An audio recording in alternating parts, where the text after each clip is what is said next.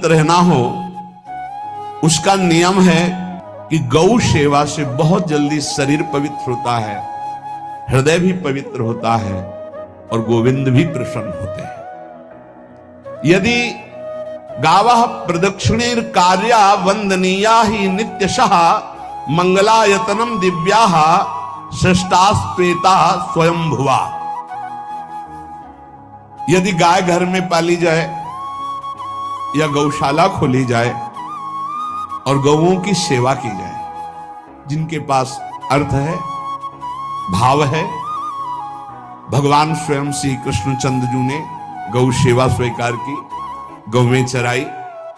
गौओं की परिक्रमा करने से, जैसे आप प्रभु के बिहारी जी के मंदिर की 4 परिक्रमा करें तो जो फल आपको मिलेगा वही गाय की 4 परिक्रमा कर लें तो आपको प्राप्त हो जाएगा। गौ की प्रदक्षिणा से, गावः प्रदक्षिणी कार्या वंदनीया ही नित्यशः, जो रोज गाय को प्रणाम करता है और गाय की प्रदक्षिणा करता है तो भगवत प्रदक्षिणा का उसे फल प्राप्त होता है। जहां गौएं विराजमान होती हैं वो बड़ा पवित्र दिव्य तीर्थ स्थल माना जाता है। गौएं जहां विराजमान रहती, गौशाला में भजन करे तो कई गुना बढ़कर के प्राप्त होता है।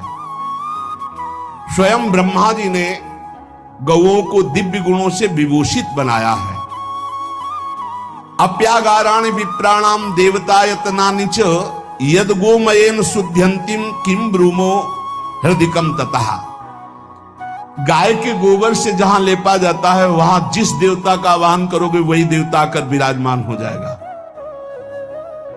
अपवित्र भूमि में भी यदि गाय के गोबर का लेप कर दिया जाए तो परम पवित्र मानी जाती है।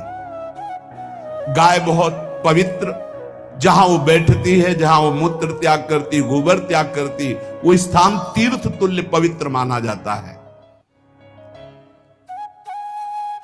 भगवान जब गाय के पीछे पीछे चलते तो गोरा जोड़कर उनके मस्तक पर विराजमान होती, उनके मुखार बिंद पर विराजमान होती। बाल गोविंद के अनिष्टों को दूर करने के लिए गाय के पूंछ को उनके ऊपर से झाड़ा देती थी मैया। गव्य पिलाया गया था। गोमूत्रम गोमयम क्षीरम दधि सर्पिस्तथैव च गवाम पंच पवित्राणि पुनंत सकलम जगत। कितना भी बड़ा पापी हो, अगर पंचगव्य पिलाया जाए तो वो वैदिक मंत्रों को स्वीकार करने लायक हो जाता है, पवित्र हो जाता है। पंचगव्य में 5 चीजें गाय की होती है। गाय का मूत्र, गाय का गोबर, गाय का दूध, गाय का दही और गाय का घी, ये 5 मिलाकर पंचगव्य पिलाया गया था।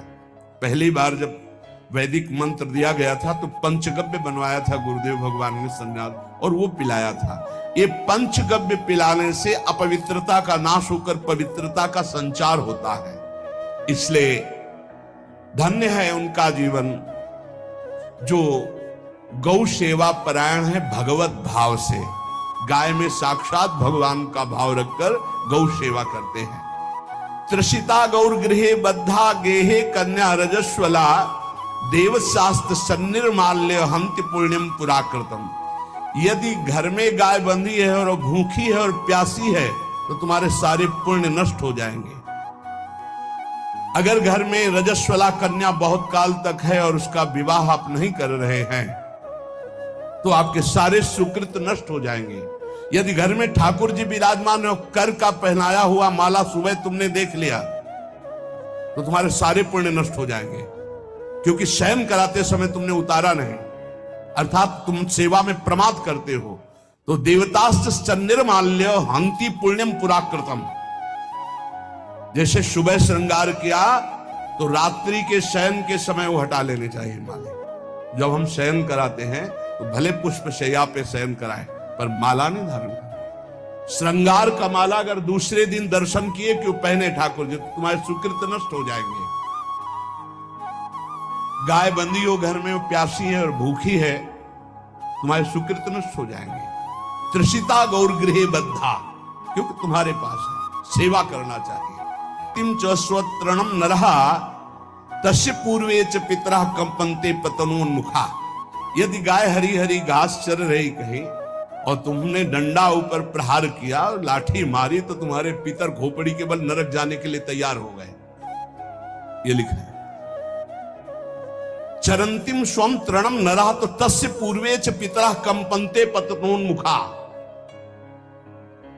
इसीलिए क्या भारत से कहीं किसी की तुलना हो सकती है, जहां गौ को माता की पदवी दी गई, जहां गौ को हम आराध्य देव के रूप में मानते हैं, आराधना करते हैं। गौ रक्षा, गौ सेवा, ये बहुत बड़ा इसमें छुपा हुआ है। स्वयं भगवान अवतरित होकर गौ रक्षा, जब गाय के रूप में पृथ्वी रमाती तो भगवान का अवतार हुआ है। बड़ा विचित्र समय आता चला जा रहा है कि अब आधुनिक यंत्रों की ऐसी सेवाएं हो गई बड़ी बड़ी कि अब ना बैल की जरूरत है, और ऐसे दूध की महंगाई बन गई कि अब देसी गाय 2 लीटर 3 लीटर 4 लीटर, और ऐसी ऐसी कि 20-20 25-25 लीटर दे, तो कौन देसी गाय को। गौओं का सेवा का भावना शास्त्र आज्ञा करता है कि जो प्रतिदिन अग्रग्रासे परोभावा कर्तव्यो भक्ति तोन्वहम अकृत्वा स्वयं आहारम कुर्वम नापनोति दुर्गतिम। जे ही तुम्हारे गृहस्थ में घरों में पहले होता था, अब तो भगवान जाने, जे ही पहली रोटी तवा में गई तो वो निकाल करके पक्की रखी जाती थी गौग्रास के लिए, पहला रसोई में। तो इसमें लिखा प्रतिदिन स्वभोजनम, पहले स्वयं भोजन न करके गाय के लिए ग्रास निकालना चाहिए। तो जिनके पास अर्थव्यवस्था जो गृहस्थ धर्म में है, या जिनके पास अर्थ है, कुछ रोज 1 रुपया निकालो। हम कह रहे रोज निकालो तो महीने में 30 रुपया होते। 30 रुपया में एक गाय को हरी घास तो एक टाइम पवा ही सकते हो ना, बहुत नहीं है तो 1-1 रुपया निकाल के अगर एक गाय को चारा दोगे तो एक बार का भोजन तो हो ही सकता है। 30 रुपया में हरी घास जाकर उसके दावा एक बार तो पवा दोगे ना। अग्रग्रासे परोभावा कर्तव्य भक्ति तोन, हम भक्ति पूर्वक गाय को 1 ग्रास भोजन में 1 रोटी तो निकालना चाहिए गाय के लिए, ऐसा शास्त्र आज्ञा कहता है। जो ऐसा करता है तो अकृत्वा स्वयमाहारम कुर्वन् नाप्नोति दुर्गतिम, अपने आहार से 1 रोटी निकालकर गाय को देता है और स्वयं 3 रोटी भले पाले 1 रोटी गाय को दे दी, तो बोले उसकी दुर्गति नहीं होगी, अर्थात उसके अंदर भाव बढ़ता चला जाएगा वो भगवान की भक्ति में। और तेनाग्नयो हुता सम्यक पितरश्चापि तर्पिताः देवास पूजितास तेने यो ददाति गवान्हिकम।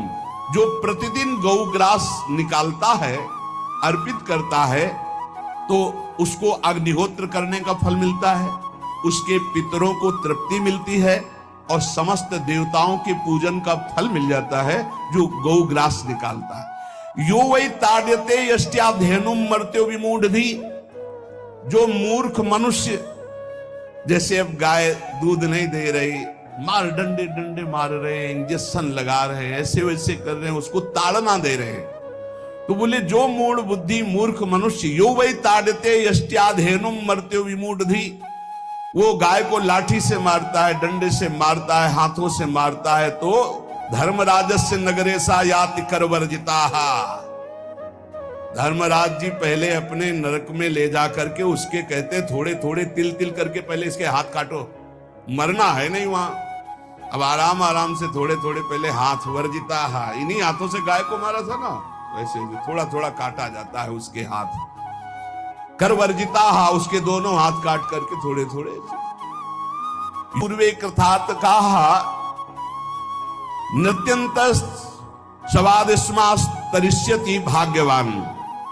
जो गौ के शरीर को स्नान कराता है, गौ के शरीर को कीट आदि से मच्छर आदि से रक्षा करता है, और खूब अच्छा अच्छा पदार्थ गौ, केवल दूध के लोभ से नहीं, ये हम गौ सेवा की बात कर रहे हैं, ये कि नहीं 10 लीटर दूध देती तो हाथ फेरो, जब दूध नहीं देती है तो चारा भी ठीक से नहीं दे रहे, और उसके ये स्वार्थी हो, गौ सेवा का बात नहीं, वो दूध का लोभी केवल व्यापार की बात करता है। गौ सेवा का तात्पर्य है गौ सेवा, केवल खूब बछड़े को पिला दिया प्रसाद रूप से जो दूध मिला उसका अपने सेवन की, वो बात तो अलग है।